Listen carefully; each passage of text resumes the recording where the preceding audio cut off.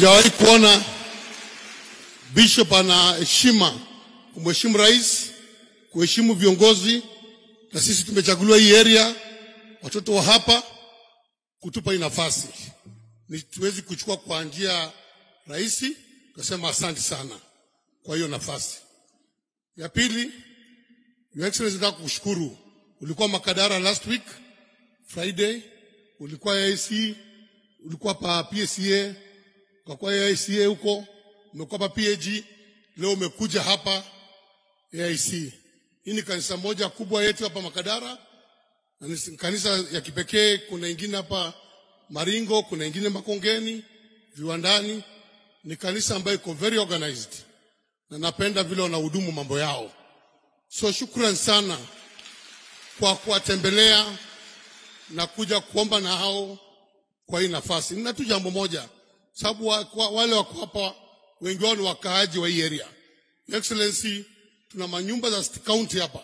Mimi ni mhudumu kama mayor hapa awali, na kuna wale wameishi hapa miaka mingi, wana wajukuu, wana vitukuu. Hizi nyumba zetu ziko hapa, wanatumia cards za city county.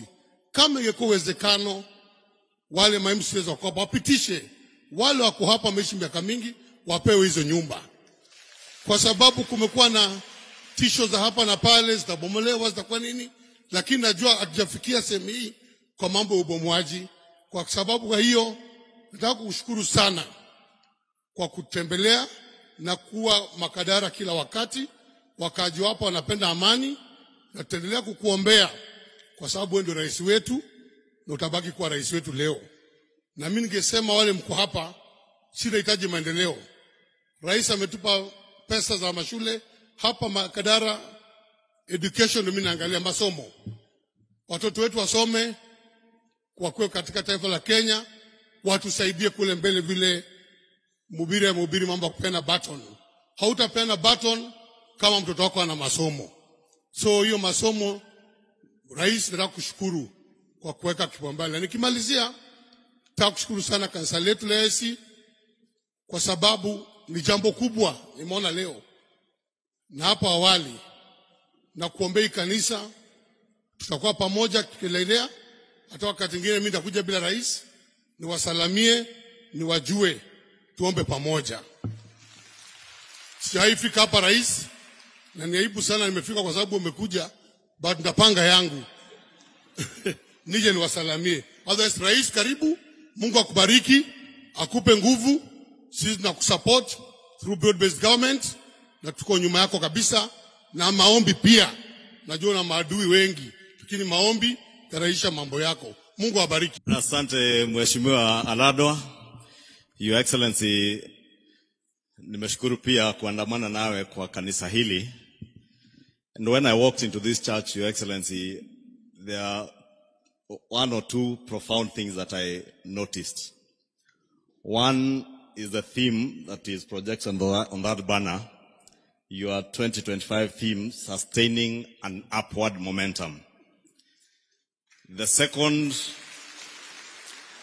thing, Your Excellency, that I took note of is when my brother was taking us through the church announcements, was a work that men in this church had done, I think a week ago or a weekend ago. Was it a week ago? On Friday this week. Over 106 men, as I heard. 116 men who spent the night here on a bonfire mentoring our young men. Your Excellency, I asked myself, what a profound thing for men in church, and more so men in Nairobi, to be doing. To mentoring our young men and women, and this time I heard it was our young men being mentored by the men, to become better and responsible citizens. For what, again, has tied together with our sermon today on passing of that baton. Asking ourselves, what kind of baton are we passing on to our children? And I must thank God that indeed men in this church have taken up that great responsibility of not only mentoring our young ones, but ensuring that they pass on a baton that is smooth and one that is good, not just for their future and their families, but also for our country. Your Excellency, that is a challenge we have had as a country. Because again, as our Lord Bishop has said, even on matters of giving, he has told us the grounding, the theological grounding of giving, whether it is in secret or openly. Bishop, let me tell you, I'm an accountant. I believe in giving openly for accountability and transparency, even within church. And I'm happy that I've heard from my bishop that it is up to me as a Christian to choose how to give. And I will choose to be giving openly. 2, there is a reason why everybody gives in church and gives to God. And Bishop, you have said well, it is not up to us, whether we are leaders in the political arena or church leaders, to be judges. We should leave the work of judgment to the Almighty God, because every individual who gives in church gives because they know why they are giving thanks to the God that they believe in. And nobody should judge and tell us that we have to do things in the way you believe, if there is no spiritual and theological grounding, as Bishop has told us. Lastly, my Lord Bishop, you have spoken about SHA, and I'm glad that you have said what you have said based on your experiences in Makueni County, where you worked in a hospital board. And therefore you speak from the ground. And I want to assure you, Bishop, that the biggest challenge we have had is that spirit of negativity. That nobody seeks to inform and educate our people on the benefits, as you say, of being enlisted as a member of SHA, to have a universal medical coverage or universal health coverage that gives you a medical cover that many of us, as your leaders, we enjoy on account of the money you pay as taxes. We are provided with medical covers from the money you pay as part of your taxes. And we also contribute to SHA, and we contribute much more, so that the little that you will contribute, I top it up with the contribution that I am making to afford you to get that medical cover. But you will not benefit if you are not registered, if you are not contributing. You will not even benefit from the money that you have given me to contribute to also help you. And therefore, Bishop, I want to agree with you that we have a lot of work to continue educating our people, and I want to plead with the church to become a partner of the state in the work of educating our people, to ensure that that which benefits our people gets to them. The challenge again, Bishop, as you have said, many of us, and you know, again, I'll confess, being an accountant, we had a saying when we were learning auditing in school, that we would ask, who audits the auditor? Because the auditor audits, but who audits the auditor? So in the same spirit, my Lord Bishop, the church has a cardinal responsibility to be the conscience of society, to speak and guide society, and also to criticize government where government ought to be criticized, to become better, to pray for government, to advise government, and also to criticize, but not to judge, as you have said. We have had a challenge where some of our church leaders have become judges, have become more of political players. And therefore we sit back and ask ourselves, if the church, instead of praying, guiding, offering positive criticism, becomes political prayers, who then will become the conscience of society. I take this opportunity, my Lord Bishop, to thank you for your words as I plead with all our church leaders to restore the hope that we had in this country from the beginning. That indeed we can nurture, we can mentor those that are behind us and pass on a good baton by being the conscience of society, because that is the work that the Lord has bestowed on the church. Sisi kama wanasiasa, Bishop, mara kwa mara tutasemezana, mimi na Aladwa tutasema maneno ingine mabaya, mengine mazuri, lakini tunawaangalia nyinyi kama viongozi wa makanisa ili mtushauri, mtuelekeze vizuri, lakini mkiingia ukingoni wa siasa, hata watoto ambao tunafaa kuwaelekeza hawatojua tofauti ya mwanasiasa na kiongozi wa kanisa, viongozi wa kanisa wakiingia siasani. Na kama mnasema viongozi wa kisiasa ni waongo, alafu viongozi wa kanisa waingie siasani, sisi wote tutakuwa sawa, si ndio? Kwa hivyo ningeomba tuendelee kufanya kazi pamoja, tushauriane na tusaidiane hata kwa kuwaelimisha Wakenya kwa mambo hasa ambayo ya wanafaidi wa Kenya, kama hayo Bishop umeongelea ya Universal Health Coverage, ya Taifa Care ama Social Health Insurance Fund, ambayo manufaa makubwa ni kwa mwananchi wa kawaida. Pia nimesikiza hapa kwa matangazo mko na washirika wenyu ambao wamekuwa wagonjwa ambao wanaenda nchi za ng'ambo kutafuta matibabu.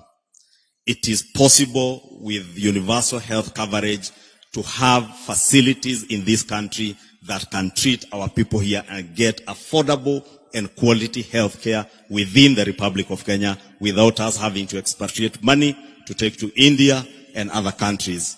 And with that, I thank you and I thank this church for what I have seen. La mwisho, si kukosa kusoma, Bishop, na unikubalia sababu mimi ni wa kanisa ingine. So wakati niliingia hapa nilijaribu kusoma, niona ile mambo mnafanya, nikaona pia you are a very musical church. Very musical.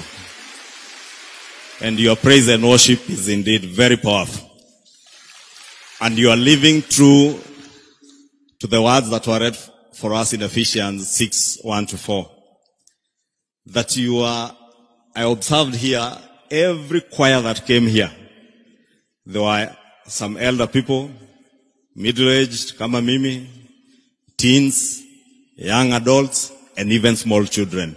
That is the future of the church, and the country should be building. Kwa hayo mengi, nawaomba kwa heshima, tumkaribishe kiongozi wetu, ambaye pia ni rais wa Jamhuri ya Kenya, Mheshimiwa Rais. Karibu.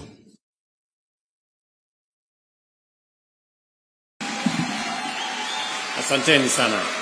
Tafadhali tunaweza keti chini. Thank you very much. Askofu Joshua Kimuyu, pastor wetu mchungaji wa hapa, ndugu wa Kristo, watu wa Jericho, hamjambo. Bwana Yesu asifiwe. God is good and all the time. Namshukuru Mungu sana kwa kunipa nafasi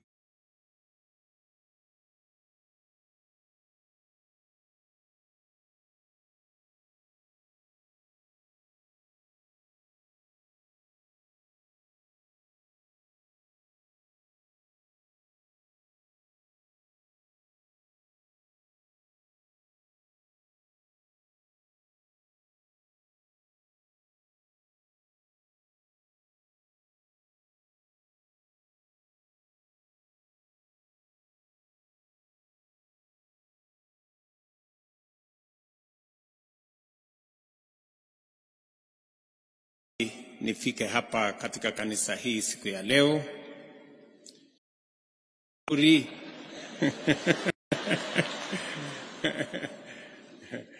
Nikamweleza ya kwamba ziwani nimekuwa mara nyingi. Akawa mkarimu sana. Akaniambia basi kuna kanisa letu moja nataka twende na wewe, inaitwa Jericho. So, and I must thank you, Bishop, for thinking about others. And when you recommended to me that let's go to Jericho, I am very proud today to be in Jericho for the first time. Na Wakristo wa hapa Jericho, mimi nataka niwaeleze, you have built a beautiful church. Pongezi. Na nilikuwa nafikiri nitakuwa the only visitor here, lakini hata mjumbe wenu ni visitor pia. So utanishukuru baadaye Bwana Ladwa kwa kukuleta kanisani hapa kwako. Kwa sababu wakati Bishop alinieleza, nikatuma ujumbe kwa mjumbe wenu. Nikamwambia kanisa leo ni Jericho AIC. So nashukuru mheshimiwa, umepata nafasi ya kuja pamoja na mimi na huyu ndugu wangu mwingine Bwana Kimani. So mimi nimefurahi kufika hapa katika kanisa lenu kumshukuru Mungu. Kwa sababu ya vile Mungu ametufanyia sote, kianza na mimi. Kwa neema ya Mungu, Mungu amenipatia nafasi kama kiongozi wa taifa letu la Kenya, na nafurahi sana kuungana na Wakenya wengine wote mara tukipata nafasi kama hii kumshukuru Mungu, na vile vile kuendesha na kuelekeza mambo ya taifa letu, yakiwemo mambo ya Mungu kati yetu. Tunajua sote ya kwamba taifa la Kenya ni taifa linalomcha Mungu. And I'm very proud as a leader of a nation whose God is the Almighty God. And I just want to assure you, as the people of this great nation called Kenya, as the people who live in the city of Nairobi, that we will work together with all the leaders, political leaders, religious leaders, because it is the will of God for us to work together. Neno la Mungu kwa Mathayo 5:9 inasema heri wapatanishi, wale wanaounganisha watu, tushirikiane. Na ndio sababu hiyo tunashikamana, tunafanya kazi kwa pamoja. Na nimeambia viongozi wote, nilikuwa kaunti yetu ya Nairobi kama vile ilivyosema wiki iliyopita, kuwahamasisha wananchi wa capital yetu ya Nairobi. Na nilisema wakati wa safari hiyo kwamba serikali ya Kenya inatutosha sisi zote. Sio lazima mmoja akose ni mwingine apate. Sote tunaweza kupata. It is not that one must lose for one to gain. We can all be winners. And it is the will of God for all of us to work together as one nation, as one people with a common destiny. And it is my hope and prayer that all of us, leaders in all fields, can join hands and work together for the greater family of Kenya, as we have been taught in the sermon today, so that we can pass on the baton to the next generation of the Kenyan family as a united, as a prosperous, and as a nation that believes in God. So I'm very happy this morning to join you and to listen to the word of God of passing the baton to the next generation and building a legacy for our country, and thinking about our children. And you have taught us well to be present to think about our children, to mentor our children, so that we can have the next generation of Kenyans being responsible citizens as we grow as a nation. So mimi nimefurahi sana kufika hapa, and I want to assure you that we will work together.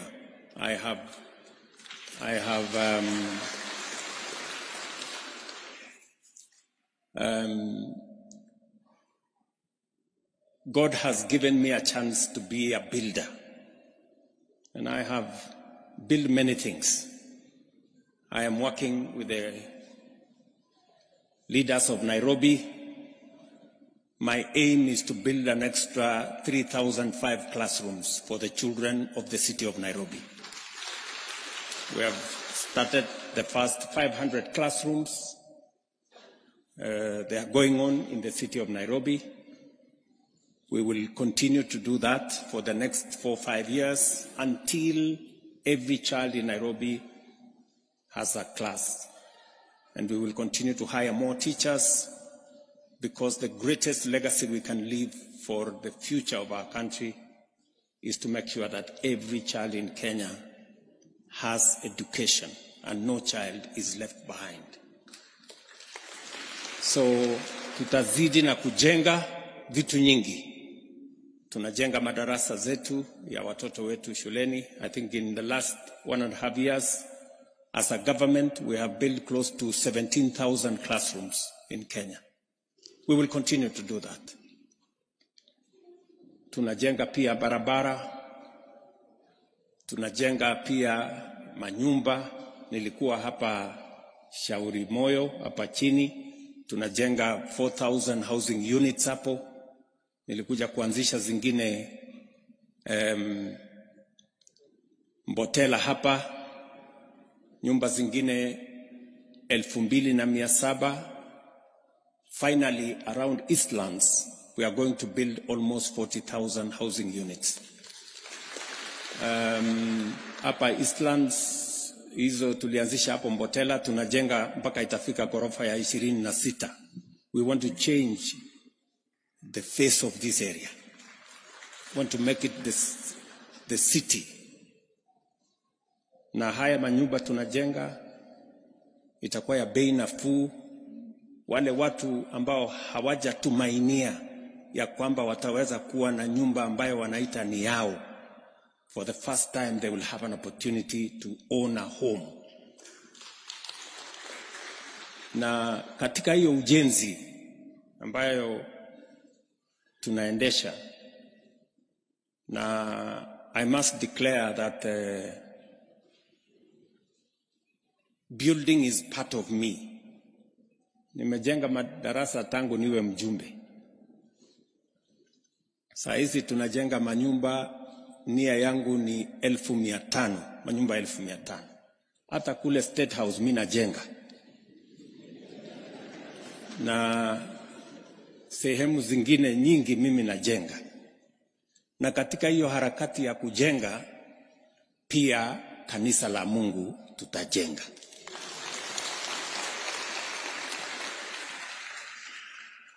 Because I am sure that is the will of God.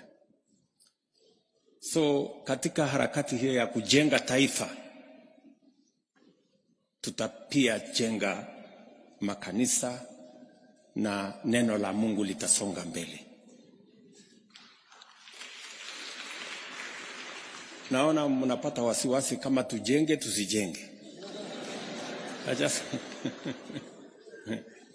Let me tell you, tutamuhaibisha shetani. Shetani hawezi kutuzuia kujenga nchi yetu ama kujenga makanisa zetu.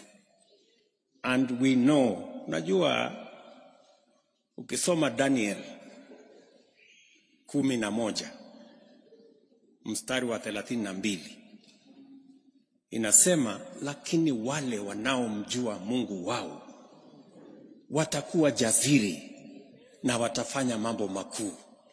Yes, because we know our God. Inauliza nyinyi watu wa Jericho, mnamjua Mungu kweli? Because we know our God, we are going to be strong and we will do great exploits. We are going to build the church of God. We are going to work for this nation. And I want to tell you, Kenya is going to go places because we know Mungu ambaye tunamwamini. So, naona ndugu yangu Aladwa amesema niko na maadui wengi. Mimi sina maadui. Hata mmoja I don't have. Pengine kule tu kuna watu ambao tunashindana na wao. Na kushindana ni kitu mzuri. It brings out the best in all of us.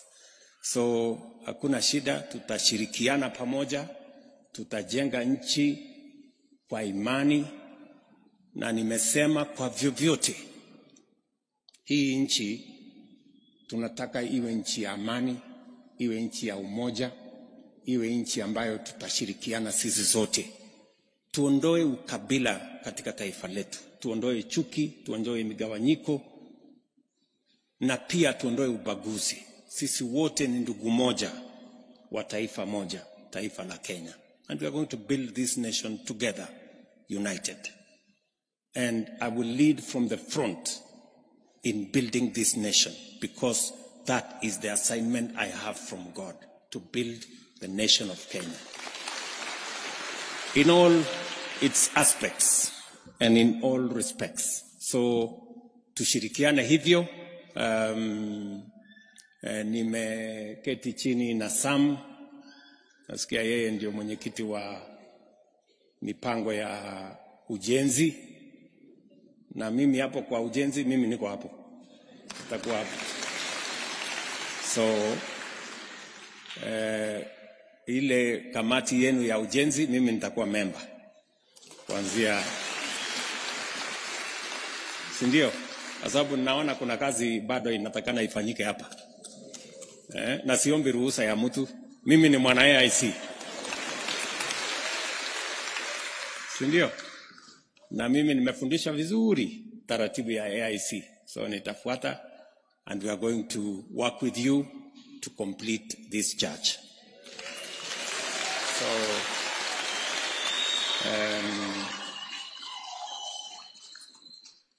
shetani na watu wake wanaweza kukasirika wakitaka, lakini tutajenga kanisa. Ama mnasema tufanye namna gani? So mimi nafurahi sana, asante sana. Najua kuna mambo mengine mengi. Nimetamani sana kwenda kanisa pale, nilikuwa nauliza askofu hapa. Mahali inaitwa Landimawe. Kuna mahali inaitwa Landimawe pale. Nimetamani sana, nitatafuta nafasi nifike pale. Utapanga askofu? Yes. Nasikia pia hawana ujenzi mzuri wa kanisa, na mimi niko na motisha sana ya kujenga. So I want to go and assist them also to build. So otherwise, na washauri kama wazazi, let's also do what the preacher here has told us about our children. All of us as parents, it is not a duty, it is a sacred calling, as we were told by the pastor here, to mind about our children and to mentor our children and to make sure that we don't leave our children to the designs of those who may not mean well for them. That we mentor our children so that we can pass on the right baton to them and have the next generation of Kenyans as responsible, forthright people. So asanteni sana, poleni, niko na shughuli ingine, tungeendelea kuwa pamoja na nyinyi, lakini nilimwambia askofu nitakuwa na shughuli ingine ya kazi mahali pengine, lakini Mungu akipenda nitarudi hapa tena. Asanteni sana, and may God bless you.